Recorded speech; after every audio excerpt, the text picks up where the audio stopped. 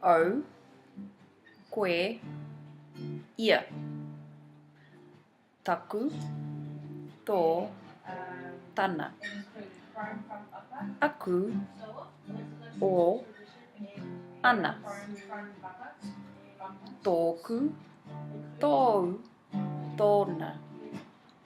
Oku, ou, ōna. Taku, tāku, tāu, tāna. Aku, au, ana. Nāku, nāu, nāna. Nōku, nōu, nōna. Māku, māu, māna. Mōku, mōu, mōna.